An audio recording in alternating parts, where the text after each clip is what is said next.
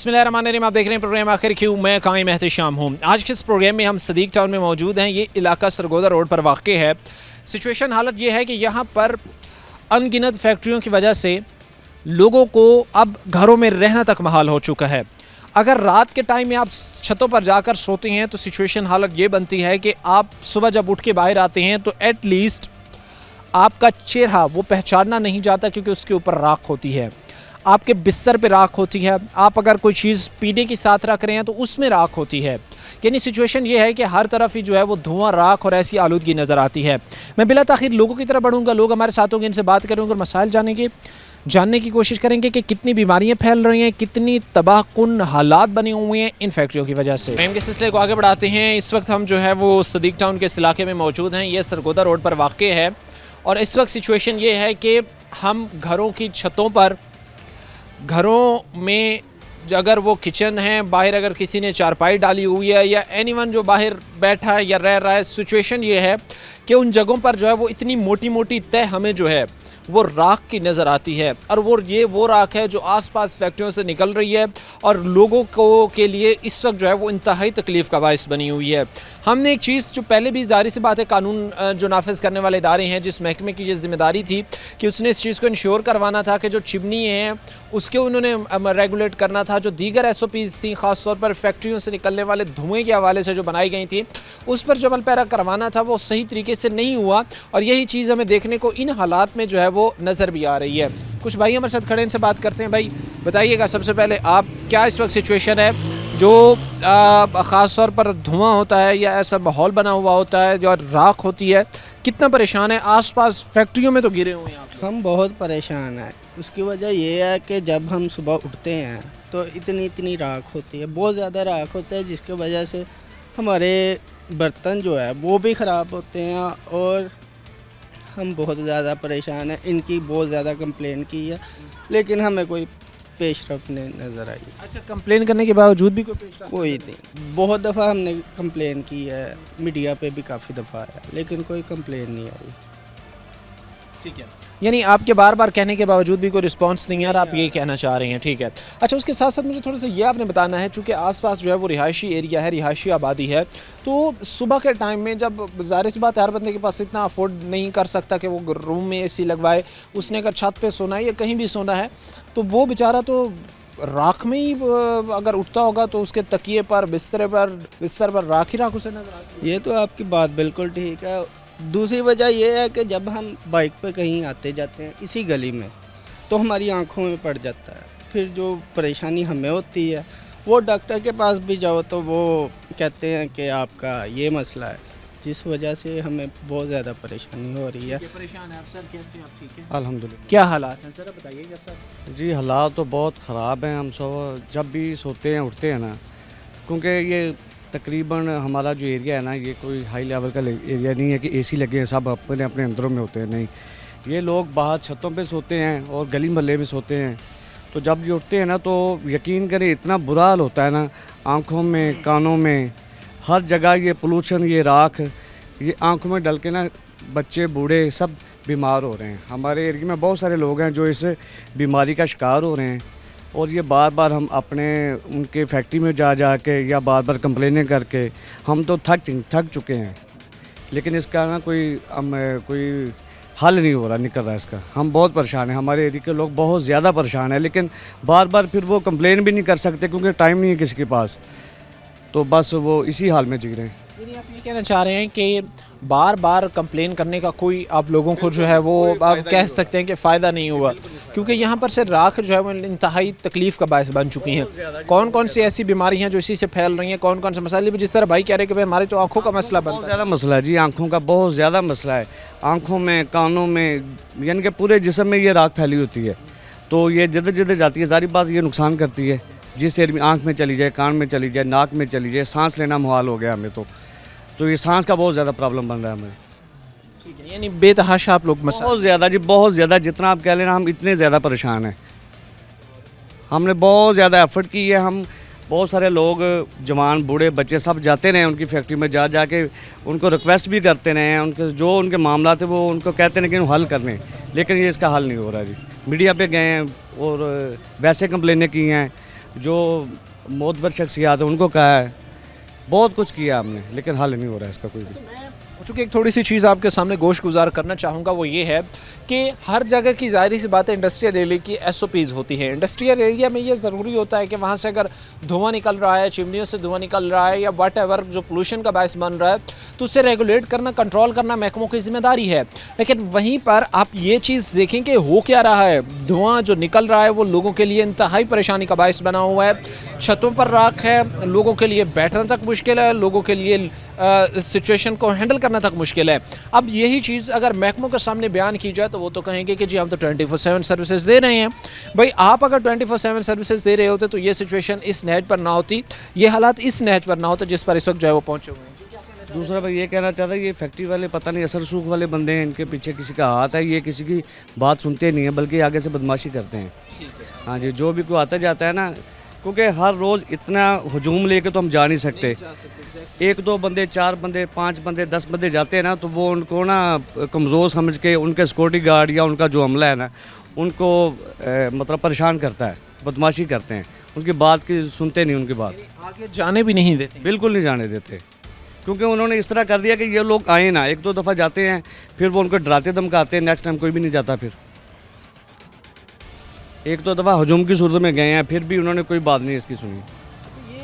एक चीज़ छोटी सी नोटिस कीजिएगा, छोटी सी एक चीज़ देखिएगा कि क्या सिचुएशन और क्या हालत है इस वक्त कि एक तो चोरी, ऊपर से सीना जोरी, कि एक तो फैक्ट्रियों की वजह से जो आसपास के रिहायशी लोग बेचारे हैं वो इंतहाई परेशान हैं। उसके साथ साथ जहाँ पर इनको ठीक करने की ज़रूरत थी वहाँ पर ऐसा इन्होंने काम कर दिए हैं कि भाई कोई जो है वो ना बेहतरी हो, ना कहीं का पर किसी चीज़ की जो है वो कमी। ज़ाहिर सी बात है लोगों को जो मसाइल में डूब रहे हैं, लोगों से हमने बात की है और एक चीज़ जो बड़ी कॉमन है वो ये है कि लोग ये कहते हैं कि काश यहाँ पर कोई एक ऐसा तगड़ा शख्स रहता मुआशी एतबार से जो इन लोगों को लगाम डाल सकता, क्योंकि ये हमारे बस की बात तो नहीं है। बकौल लोगों के कि अगर महकमे वाले भी आते हैं तो कुछ चाय पानी के ज़रिए मामले को हल कर दिया जाता है। ब्रेक लेंगे, ब्रेक के बाद वापस आएंगे। राख उठती है, उसकी वजह से माहौल आलूदा होता है, फ़िज़ा आलूदा होती है। यहाँ के बच्चे तंग हैं, बूढ़े तंग हैं, ख़वातीन, मर्दों, यानी तमाम के तमाम लोग इस धुएँ से, राख से तंग हैं।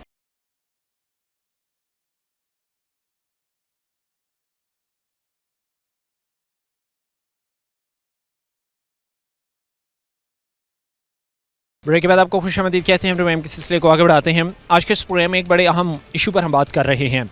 इशू ये है कि इस वक्त जिस इलाके में मैं खड़ा हूँ, यहाँ पर अतराफ़ में उठने वाली फैक्ट्रियों से जो धुआं है, जो राख है, वो लोगों के लिए इंतहाई तकलीफ़ का बायस बन चुकी है। सिचुएशन ये है कि अगर एक शख्स, चूँकि सबके पास इतने वसाइल नहीं हैं कि वो AC रूम्स अफोर्ड कर सके, AC अफोर्ड कर सके, यहाँ पर middle class, lower middle class ज़्यादा रहते हैं, तो उन बेचारों ने रात के टाइम में चूँकि गर्मी की शिद्दत भी बहुत ज़्यादा है तो उसका तोड़ वो ज़ाहिर सी बात है छतों पर सोते हैं, या छतों पर सोना, बाहर सोना उनके पास एक बेटर ऑप्शन होता है। लेकिन वहीं पर हालात ये हैं कि यहाँ से निकलने वाला जो धुआं है वो इंतहाई परेशानी और तकलीफ़ का बायस है लोगों के लिए। अब जो सिचुएशन है, हमारे साथ लोग खड़े होंगे, बिला ताख़िर इनकी जाने बढ़ेंगे, इनसे बात करेंगे और इन मसाइल को जानने की कोशिश करेंगे। सर बताइएगा फ़र्स्ट ऑफ़ ऑल कि क्या इस वक्त सिचुएशन है, जो धुआं निकल रहा है फैक्ट्रियों से, जो इस तरह के हालात बने हुए हैं, क्या कहेंगे? और ख़ास तौर पर राख से जो बीमारियां फैल रही हैं, कितनी तकलीफ? बिस्मिल्लाहिर्रहमानिर्रहीम। ये जो हमारा इलाका है सिद्दीक टाउन, यहाँ पर एक अरसे दराज से इस पूरे के पूरे इलाके को ये मसाइल हैं कि उन्हें धुएं का सामना है करीब वाली फैक्ट्रियों से, और वहाँ से फिर राख उठती है, उसकी वजह से माहौल आलूदा होता है, फ़िज़ा आलूदा होती है। यहाँ के बच्चे तंग हैं, बूढ़े तंग हैं, ख़वातीन, मर्दों, यानी तमाम के तमाम लोग इस धुएं से, राख से तंग हैं। हमारा तो रात जो छतों पर हम सोते हैं, सोना महाल हो जाता है, इतनी राख आती है। बल्कि मैं एक जुमला कहना चाहूँगा कि जितनी फैक्ट्रियों के मालिकान हैं, अगर ये एक रात के लिए हमारे इस इलाके में रात को छत पर आकर सो जाएं, सुबह तक इनका मुंह काला ना हो तो फिर कहना, ये हकीकत है। और इस हकीकत का ये सामना करें और हिम्मत करें। अगर इन्हें ये है कि इस इलाके में कोई मसला नहीं है, हम तो इनको चैलेंज दे रहे हैं कि आप आएँ, सुबह तक आपका मुंह काला हो जाएगा।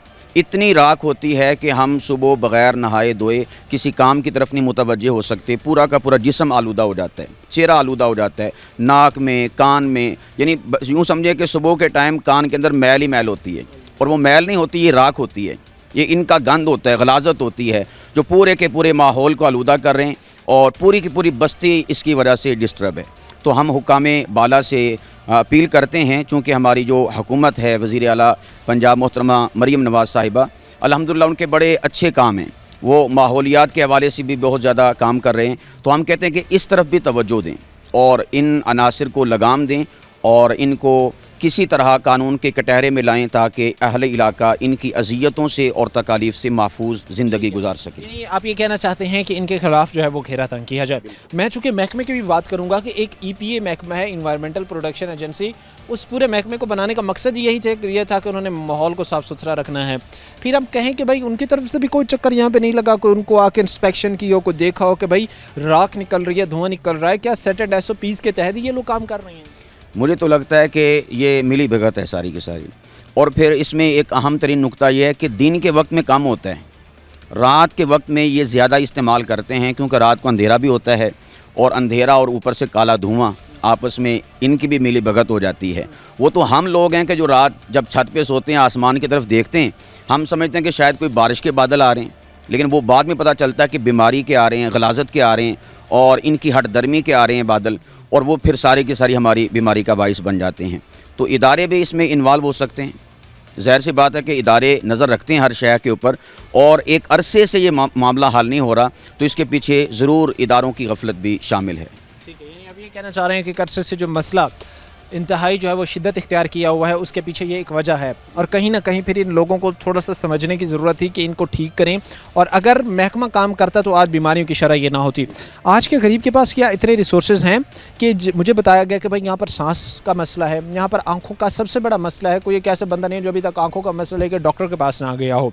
तो क्या इतने आज के टाइम में हमारे पास जो है वो रिसोर्सेज हैं कि हम जो है वो प्राइवेट इलाज करवाते फिरें, जहाँ पर हमारी आमदन जो है वो 25-30 हज़ार बड़ी मुश्किल से है? जी। इसमें देखें, इलाज तो बाद की बात है ना, पहली बात है कि बीमारी पैदा क्यों कर रहे हैं।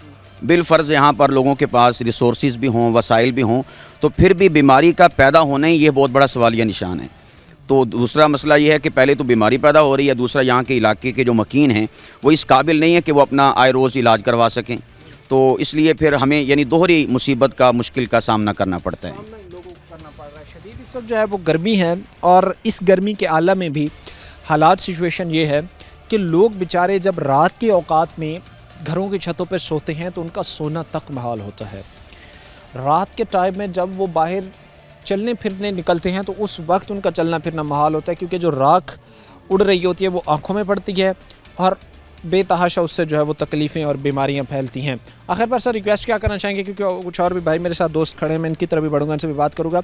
रिक्वेस्ट आखिर पर ख़ास तौर पर जो ज़िले इंतज़ामिया है, जो इस वक्त मैनेजमेंट बैठी है, EPA बैठा है, इससे हम तमाम तर इदारों से जो कि मुताल्लिका हैं अर्ज़ करेंगे पूरे इलाके की तरफ से, चूँकि मैं इस इलाके का इमाम भी हूँ, ख़तीब भी हूँ, कि आप इस बस्ती पर रहम करें और इन अनासर को लगाम डालें, या इनकी कम अज़ कम मंजिल और डायरेक्शन दुरुस्त करें, ताकि अहले इलाका इस मुसीबत से और इस अज़ियत से अपने आप को बचा सके। यहाँ पर मौजूद तमाम लोगों में से बेशतर लोग ये कहते हैं कि भाई हमें इस चीज़ का आइडिया ही नहीं था कि एक महकमा एग्जिस्ट करता है जो इनको कंट्रोल करता है, EPA।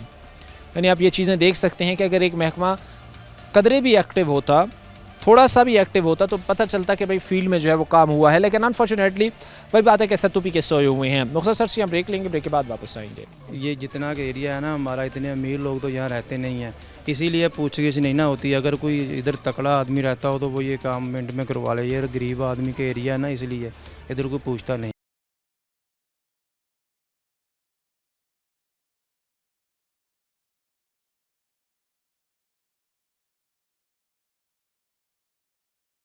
ब्रेक के बाद आपको खुशामदीद कहते हैं। प्रोग्राम के सिलसिले को आगे बढ़ाते हैं। मैं आज के इस प्रोग्राम में एक अहम इशू पर बात कर रहा हूँ। फैक्ट्रियों से निकलने वाला धुआं इंतहाई तबाह कुन असरात मरतब कर रहा है लोगों पर। लोग होंगे मुतासरीन, उनकी तरफ बढ़ेंगे। कैसे भाई आप ठीक है? जी वालेकुम सलाम। कैसी तबीयत है? शुक्र अल्लाह पाक है, ठीक है। चले माशाल्लाह। ये क्या सिचुएशन है भाई, थोड़ा बताइएगा।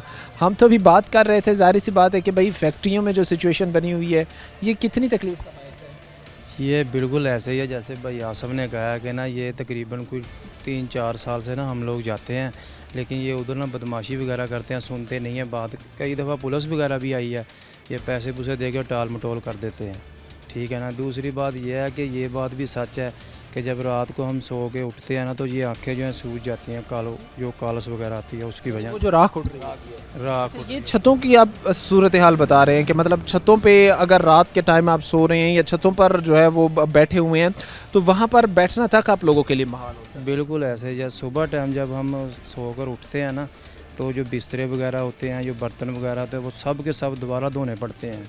बिस्तरे भी सब के सब दोबारा साफ़ करने पड़ते हैं, ठीक है। हम इसकी वीडियो भी बना के आपको दिखा सकते हैं अगर सुबह के टाइम हो तो। ये रात को वीडियो है आपके पास?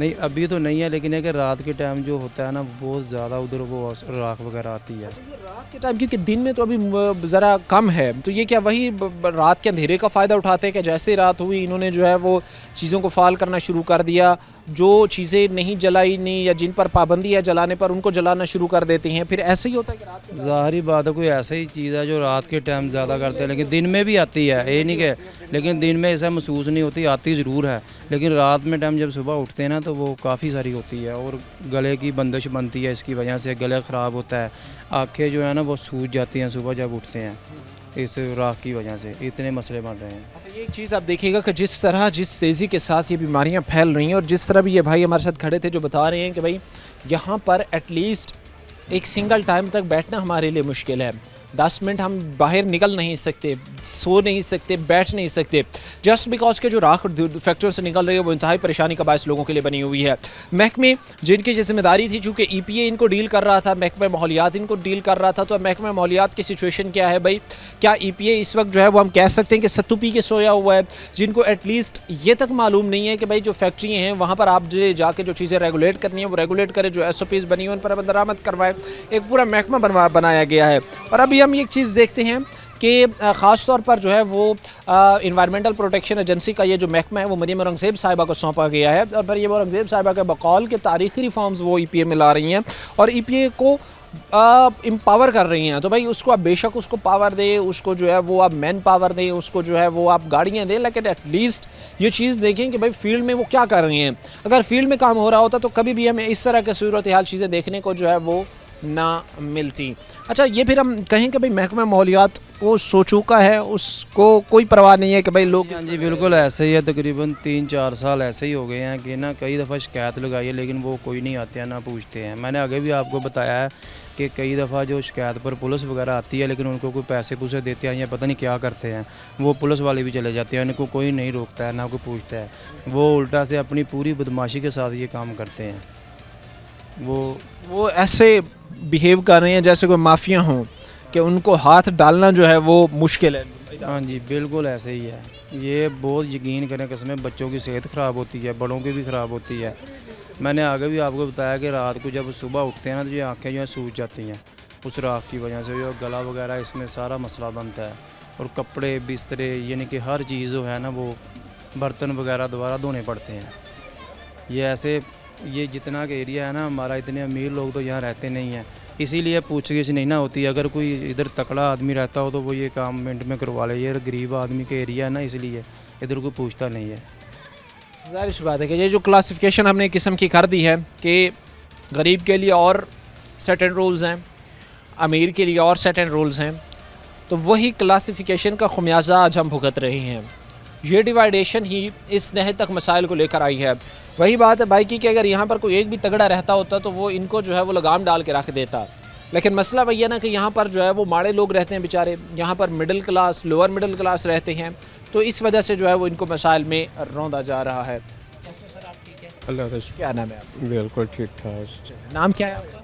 मेरा नाम मोहम्मद इरफान। अच्छा इरफान साहब, ये कितने सालों से मसला है, कितने सालों से ये चीज़ें इसी तरह जो है वो मसाइल में डूबी हुई हैं? 4-5 साल हो चुके हैं, बार बार हम फैक्ट्रियों में जाते हैं, मियाँ से मिलते हैं, वो मुझे कह देते हैं कि हम कंट्रोल करते हैं, वो आगे धमकी भी लगा देते हैं दूसरी बार जाएंगे। तो आंखों में भी पड़ती है, सिवाय जो कचरा आता है वो ख़राब हो जाती है। खुद मेरी आंखें 2 दफ़ा ख़राब हो चुकी है इसी की वजह से। और बार बार जाते हैं, कई कुछ ऐसे मालिक है कहते हैं हम कुछ क्या कर सकते हैं, हम कुछ नहीं कर सकते। महकमा वाले के पास दरखास्तें दी हैं, वो भी बात नहीं हमारी सुनती है। यानी आपने अपनी तरफ से सबको इंगेज करके देख लिया, सब तक आपने आवाज़ पहुंचा के देख ली, सब तक आपने ये कह के देख लिया कि भाई हमारी मदद को पहुंचे। हम आंखों से जाते हैं, हमारी बेनाई जाती है, हमारी सेहत तबाह हो रही है, चीज़ों को थोड़ा सा समझने की कोशिश करें। यानी आप तो तवज्जो दिलाते रहे, बट अनफॉर्चुनेटली कोई तवज्जो नहीं आई। कोई नहीं सुनने वाला हमारी बात, वो आगे टाम टोटा कर देते हैं बात को, वो चक्कर देते हैं, करते हैं ऐसा कर देते हैं, वो कोई बात नहीं सुनता है। यानी टाल मटोल से काम नहीं। जी वही बात जिसका भी मैं थोड़ी देर पहले रोना रो रहा था कि भाई एक महकमा, वो महकमा बनाया इसलिए गया है कि उसने माहौलियात को कंट्रोल करना है, उस महकमे ने आलूदगी को कंट्रोल करना है, उस महकमे ने इन फैक्ट्रीज़ को रेगुलेट करना है, उस महकमे ने फैक्ट्रीज़ की SOPs पर अमल दरामद करना है।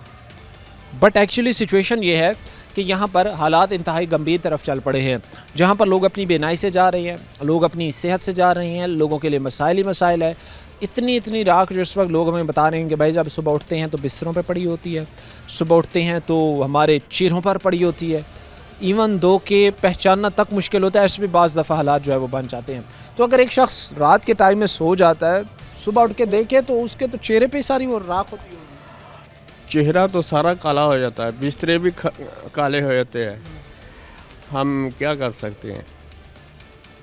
मसाइल में सर, मसाइल में डूब रहे हैं, कोई पूछने वाला नहीं। कोई पूछने वाला। अल्हम्दुलिल्लाह। क्या नाम है? मेरा नाम मोहम्मद शुएब अख्तर है। अच्छा शुएब, क्या काम करते हैं? मैं स्टडी करता हूँ, सेकंड ईयर में, पेपर देने हैं अब। सेकंड ईयर में हो। शुएब कितने साल हो गए ये मसले? ये मैं शुरू से बचपन से हम इधर ही रह रहे हैं, 18 साल मेरी उम्र हो गई है और बचपन से यही हालात हैं। 18 साल से यही चीज़ें देख। जी 18 साल में फैक्ट्रियों के और यूनिट्स यहाँ पे लगे होंगे, ये तो नहीं होगा कि इन्होंने को कम किया होगा या चीज़ों को बेहतर की होगी। अगर पहले 5 थे तो आज 10 पहुँचे। जी बिल्कुल ज़्यादा ही हुआ है, बेहतरी की तरफ नहीं आए बल्कि बदी की तरफ ही आए हैं। ज़्यादा से ज़्यादा ये काम बढ़ता ही गया है, कम नहीं हुआ।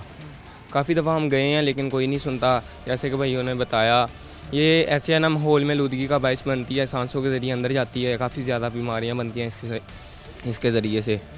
जारी सी बात है, सांसों के ज़रिए अंदर जाएगी, आँखों का, कानों का, पेट का। अच्छा, इसमें एक आप चूँकि मेच्योर हो, 18 साल आपकी एज है, आप इन चीज़ों को समझ सकते हो। एक बंदा जिसकी आमदन 25-30 हज़ार है, क्या वो इतने एक्स्ट्रा मेडिकल के फिर अखराजात बर्दाश्त कर सकता है कि कभी आँख का मसला बन जाए, कभी सांस का मसला बन जाए? जो स्किन पे पड़ रही है राख, तो डेफिनेटली स्किन पे डैमेज होनी है, इससे स्किन का कभी इशू बन जाए, तो उसके लिए क्या अफोर्डेबल है इतना करना? नहीं जी बिल्कुल भी नहीं। जैसे उन भाइयों ने बताया कि इधर सब ज़्यादातर मिडिल क्लास अक्सरियत इधर मिडिल क्लास फैमिलीज़ की है, तो कुछ भी नहीं कर सकते अब, लेकिन बर्दाश्त करना पड़ रहा है। हम काफ़ी दफ़ा गए हैं लेकिन वो नहीं सुनते, तो हम फिर वो अमीर लोग हैं वो आगे से बदमाशी कर लेते हैं, तो फिर हम तो नहीं ना कर सकते। तो लेकिन हमारी तो कोशिश है, हुकूमत से भी दरख्वास्त है कि इनको काबू में लाएँ। ठीक किया जी। हमारे साथ जो लोग इस वक्त खड़े थे, उनमें से बेशतर लोग ये कहते हैं कि भाई अमीर के लिए जो कानून है उसका इतलाक़ हम गरीबों के लिए नहीं होता, उनको हर चीज़ से इस्तिस्ना होती है, और अगर एक तगड़ा बंदा कहीं पे रह रहा है और उसको इस तरह के मसाइल हैं तो उसने सबको लगाम डाल के रख देनी है, फिर किसी की ज़रूरत नहीं होनी, फिर किसी में हिम्मत नहीं होनी कि वो उसकी बात को झुटला सके। फिर EP भी पहुँचेगा, फिर महकमे भी पहुँचेंगे, फिर रेगुलेटरी भी होगे, फिर इंस्पेक्शन भी होगी, सारा कुछ होगा, लेकिन शर्त यह है कि वहाँ पे तगड़ा लोग रहता हो, क्योंकि गरीब का पुरसाने हाल कोई नहीं है। मुख्तसर से हम ब्रेक लेंगे, ब्रेक के बाद वापस आएंगे। फैक्ट्रियों से निकलने वाला तबाहकुन धुआं तबाहकुन बीमारियाँ फैला रहा है, ब्रेक के बाद बताएंगे कि मैं अपना बिल ले आता हूँ कि मैं कितनी देर से पे कर रहा हूँ, और ये अपना बिल लें कि ये कितने अरसे से पे कर रहे हैं। कि एक यूनिट लगा है ना, उसका बिजली का मीटर लगा है और हमारे घर का मीटर लगा है। हम उस वक्त से इधर हैं कि जब बिजली भी नहीं थी।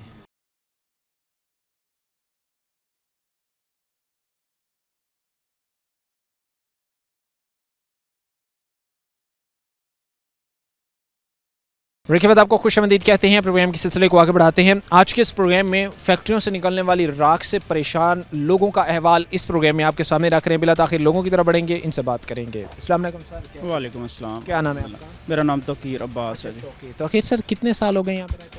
हमें तकरीबन हमारे बड़े इधर से रह रहे हैं तकरीबन 50-60 साल अरसा दराज कह लें। ये पहले चूँकि हम ना एक बड़े कॉमन इशू है इस हवाले से कि अगर हम जा रहे हैं ना उनसे बात करें फैक्ट्री ऑनर से, तो वो ये कहते हैं कि ये पहले जो थी वो फैक्ट्री एरिया था, लोग आके बसे हैं यहाँ पर। तो आप ये चीज़ मुझे थोड़ा सा डिस्क्राइब करके बताएं कि क्या ये पहले फैक्ट्री एरिया था, आप लोग आए या आप लोग बैठे थे, फैक्ट्रीज़ लगीं, कौन इसमें जो है वो राइट एंड रॉन्ग है? इसमें गवर्नमेंट अगर चाहे ना तो 1 मिनट में ये चीज़ें मैनेज कर सकती है या देख सकती है। अगर आप चाहें तो हम आपको दिखाते हैं कि मैं अपना बिल ले आता हूँ कि मैं कितनी देर से पे कर रहा हूँ, और ये अपना बिल लें कि ये कितने देर से पे कर रहे हैं। कि एक यूनिट लगा है ना, उसका बिजली का मीटर लगा है और हमारे घर का मीटर लगा है। हम उस वक्त से इधर हैं कि जब बिजली भी नहीं थी, तो ये यूनिट फिर उस वक्त का कैसे चलते थे। ये आबादी तब से है कि बिजली भी नहीं थी, इधर गैस भी नहीं था, ठीक है जी। वो तो बहुत बाद में ये चीज़ें दरख्वास्तें दे दे के कि भाई ये मतलब कि ये इलाका है, इधर रहाइश पजीर हैं, बहुत सारी अवाम है, वो जितनी उनको यानी कि अवाम की रिक्वायरमेंट चाहिए थी, इदारों ने विज़िट किया कि हाँ ये सारी चीज़ें इधर आनी चाहिए, तो ये सारी चीज़ें हमारे सामने बाद में आई हैं। तो इंडस्ट्री इधर से कैसे मतलब कैसे लगी थी, वो कैसे चलती थी, एक ये सादी सी मेरी बात है। ये सारी चीज़ें तकरीबन ये जो जितने भी यूनिट है, ये कोई 15 साल पुराना होगा, कोई ज़्यादा से ज़्यादा पुराना होगा तो 20 साल से होगा। तो उससे पहले हम 50 साल से इधर हैं। ये एक रहायशी इलाका था, कतन भी इंडस्ट्री एरिया नहीं है, ठीक है जी। अगर ये कहते हैं तो ये झूठ कहते हैं। और मुफ्ती साहब ने काफ़ी सारी आपको बातें बताई हैं। ये कहते हैं ना कि ये कम है या नहीं उड़ रही, तो अगर आप चाहें ना तो मैं आपको वो जमा करके दे सकता हूँ। तकरीबन हमारा तकरीबन घर है, थोड़ा बड़ा ही है, सेन है, छत है, तो सोते हैं ना, तो वो ये नाक मुंह की तो बातें मुफ्ती साहब ने बताई हैं। कोई अगर बर्तन पड़ा हो ना, यानी कि वो बाल्टियाँ वगैरह या सफ़ेद है या कोई कपड़ा है, तो उसके ऊपर ठीक ठाक उसकी तह जमी होती है एक रात में, इतनी ज़्यादा है।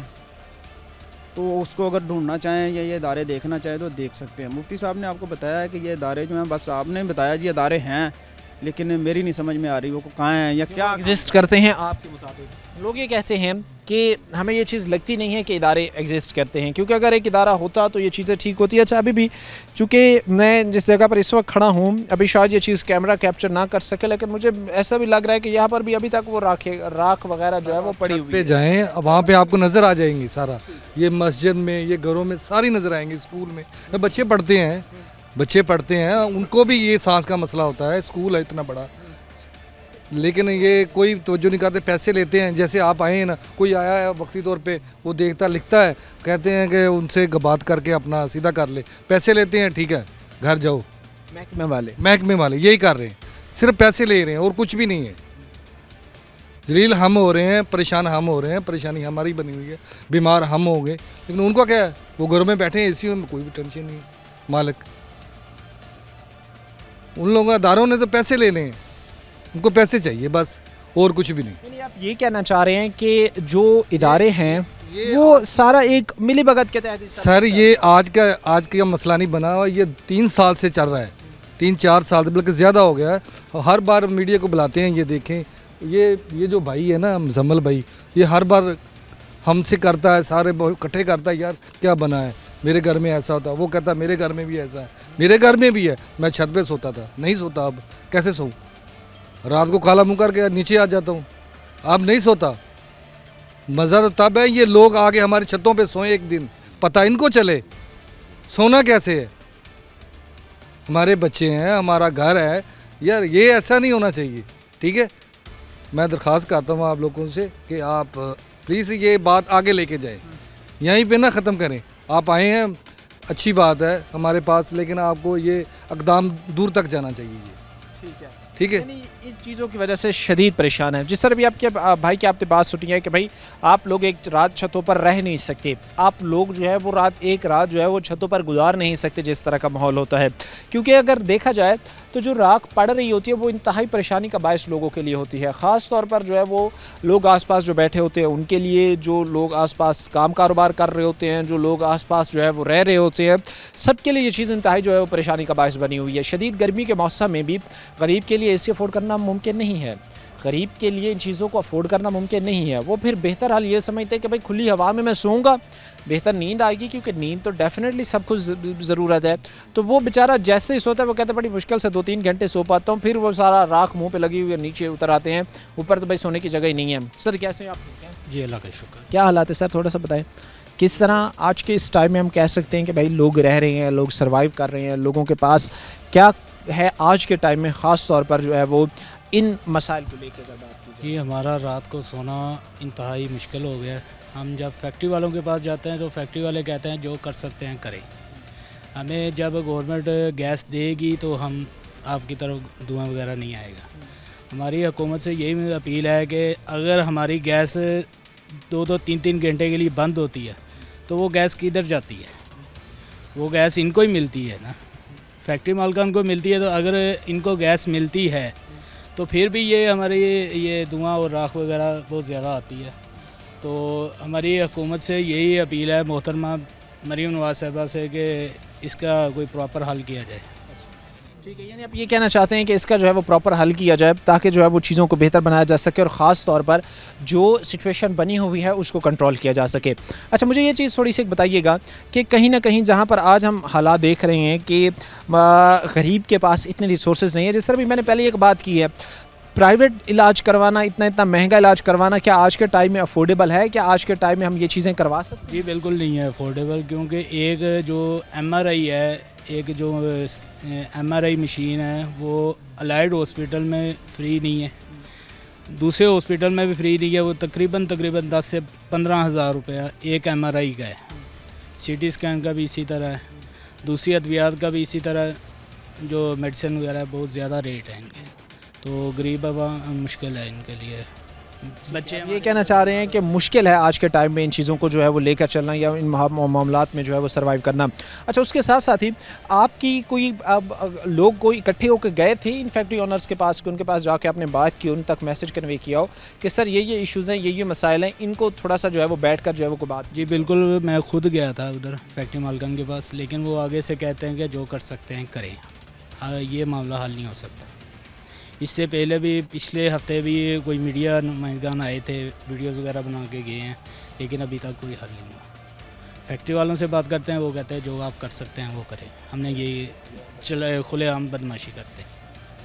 उनके वर्कर जो है वो बदमाशी करते हैं हमारे साथ, वो मालकान खुद करते हैं। ठीक है, ये चीज़ें ज़रा थोड़े से आप देखिएगा कि इस वक्त क्या सिचुएशन बनी हुई है। जिस तरह भी भाई से मैं बात कर रहा हूँ तो वो ये कहते हैं कि भाई खुलेआम एक तरह की जो है वो बदमाशी पर उतर रहे हैं।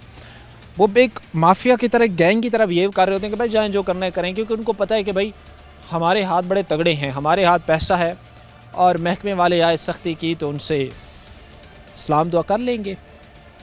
मैं कौन सी इस्लाम दुआ कह रहा हूँ अब आप ये बेहतर समझ सकते हैं। बहरहाल इन्हीं कोताहियों की वजह से लोग बेचारे बेतहाशा परेशान है। जो मिडिल क्लास, लोअर क्लास यहाँ पर लोग रह रही हैं, इंतहाई परेशानियों में डूबे हुए हैं। और अनफॉर्चुनेटली जो गरीब क्लास है, जो गरीब तबका है, उसके पास इतने रिसोर्सेज ही नहीं है कि यहाँ से कहीं और शिफ्ट हो सके। होपफुली महकमे इस चीज़ को समझेंगे, ठीक करने की कोशिश की जाएगी। आज के प्रोग्राम के साथ कायम शाम हमारी पूरी जिम्मेदारी। अगले प्रोग्राम तक अल्लाह निगहबान।